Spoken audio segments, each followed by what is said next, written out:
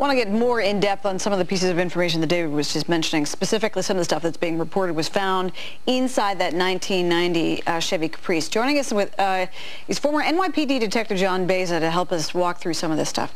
I mean, we don't want to go so far as to assume that this is now sort of open and shut, but as a former detective, you would feel pretty good about what we have. I mean, we've got a car.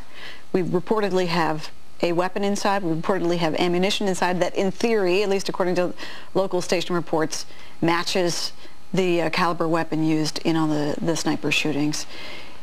To you, is that enough, or do you need more? Well, you want more. You want more. You may not get more, but you want more. I think there's going to be there is probably a wealth of evidence inside that vehicle, and I think the reason is I don't think that we're dealing with two criminal masterminds here.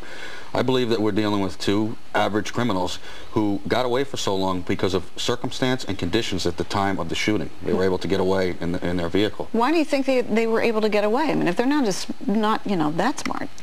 I think what happened is by the time a shot rings out, somebody falls down, somebody calls the police find out what happens, they set up a roadblock.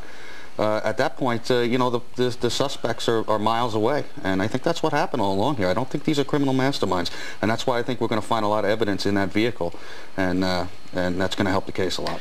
Now, lead investigators in Montgomery County, including the federal agents, are apparently saying now the sniper, they feel comfortable in saying that the sniper has been apprehended. Do you think that there was anybody beyond these two people that might have been involved? Well, you know, right now, no, I don't know. Right now, I don't know. But there could be, and I'm sure that that's what they're doing when they're It's a little premature to say that.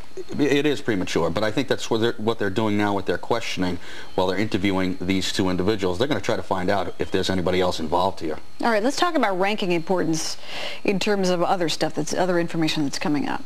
We now know that Montgomery, Alabama police have been contacted involving this, that there was a shooting in September. It was actually just about a month ago at a liquor store, and that at least they believe that from the scene there were fingerprints on a piece of paper from John Lee Malvo, the 17-year-old who's currently in custody, that there was at the same time there was a credit card stolen. It may be the same credit card we've been hearing discussed, that an officer also was able to give a description that seemed to match John Allen Muhammad running away from the scene of that liquor store shooting.